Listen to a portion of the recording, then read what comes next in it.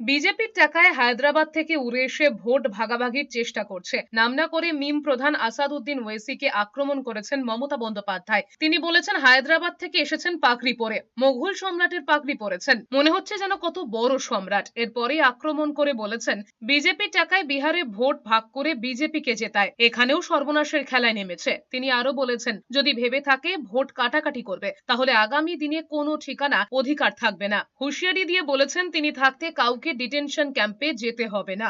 বিজেপির কথায় বিজেপির টাকায় কিছু গদ্দার নিজের অধিকার রক্ষার জন্য, নিজের ক্ষমতা দখল করার জন্য বিহারে ভোট ভাগাভাগি করে বিজেপিকে জিতিয়েছে। বাংলায় তাই চাই, এদের চিনে রাখুন, এদের চিহ্নিত করুন। আর এরা ডাকলেই যাবেন না, নামাজ পড়বেন, নামাজ পড়ে শান্তিপূর্ণভাবে বেরিয়ে আসবেন।